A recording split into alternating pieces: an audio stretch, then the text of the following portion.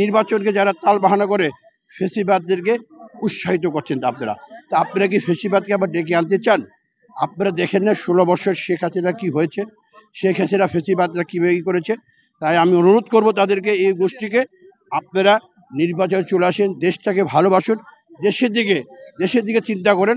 দেশের যে আজকে যে অবস্থা সৃষ্টি করেছে, আজকে দেশের একটি সেক্টর, আমি সবসময় কথাটা বলি, দেশটাকে কোনো একটা সেক্টরও ভালো নেই। সব জায়গায় মানুষের ব্যবসা নাই, বাণিজ্য নাই, মানুষ খুব কষ্টে আছে ভাই। বলবে যে মানুষ বোঝা যায় না, কিন্তু মানুষ খুব কষ্টে দিন যাপন করছে। তাই এই জিনিসটা থেকে উদ্ধার করতে হলে আমাদের অবশ্যই একটি নির্বাচন দরকার। আর নির্বাচনের জন্য মানুষ অধীর আগ্রহে বসে আছে। এদেশের তরুণ ভোটার যারা 3.5 কোটি ভোটাররা কোনো ভোট দিতে পারেনি, তারা অধীর আগ্রহে বসে আছে। এবং গতকালকে আপনাদের নির্বাচন কমিশনের একজন কমিশনার বলেছেন যে নির্বাচনের যে পদ্ধতি, যে নীতিমালাগুলো তারা সেটা ঘোষণা করেছেন। তাই নির্বাচনের কার্যকলাপ চালিয়ে যাচ্ছে, পুরোদমে চলছে। নির্বাচন ইনশাল্লাহ আগামী ফেব্রুয়ারিতে হবে। নির্বাচনে জনগণ যদি বিএনপিকে ভোট দেয়, ইনশাল্লাহ বিএনপি রাষ্ট্রীয় ক্ষমতায় আসবে।